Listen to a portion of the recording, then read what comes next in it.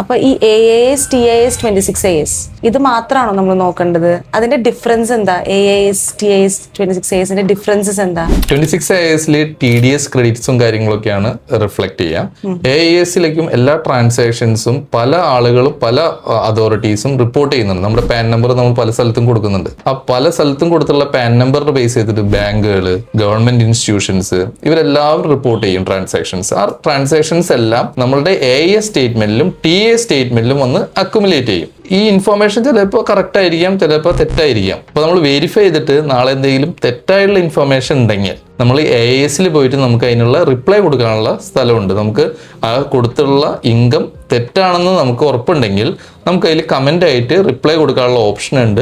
ഈ ഇൻഫർമേഷൻ തെറ്റാണ്, ഇതാണ് കറക്റ്റ് ആയിട്ടുള്ള ഇൻഫർമേഷൻ. അങ്ങനെ നമുക്ക് AAS വന്നുള്ള തെറ്റായ ഇൻഫർമേഷൻ കറക്റ്റ് ചെയ്യാൻ പറ്റും. അതിന് വല്ല ഡ്യൂ ഡേറ്റ് ഉണ്ടോ? ഈ AAS വന്ന ഇൻഫർമേഷൻ തെറ്റാണ് നമുക്കിപ്പോൾ ഫീഡ്ബാക്ക് കൊടുക്കാൻ പറ്റും എന്ന് പറഞ്ഞു സാർ. അപ്പൊ അതിന് വല്ല ഡ്യൂ ഡേറ്റ്സ് അങ്ങനെ എന്തെങ്കിലും ഉണ്ടോ? അതിന് ഡ്യൂ ഡേറ്റ് ഇല്ല. മാക്സിമം നമ്മൾ റിട്ടേൺ ഫയലിനൊക്കെ മുമ്പ് തന്നെ ചെയ്യുകയാണെന്ന നോട്ടീസ് നമുക്ക് വരാതിരിക്കാൻ നല്ലത്. അതായത് ഒരു ഇൻകം ഡ്യൂപ്ലിക്കേറ്റ് ആയിട്ടുണ്ടെങ്കിൽ നമുക്കത് ഡ്യൂപ്ലിക്കേറ്റഡ് എന്ന് പറഞ്ഞ് നമുക്ക് ആക്ച്വലി ഫീഡ്ബാക്ക് കൊടുക്കാൻ പറ്റും.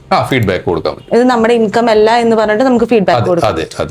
അങ്ങനെയാണെങ്കിൽ പിന്നീട് അങ്ങനെ ഒരു സ്ക്രൂട്ടിനിയോ അല്ലെങ്കിൽ നോട്ടീസോ വരുമ്പോൾ സാധ്യത കുറവാണ്.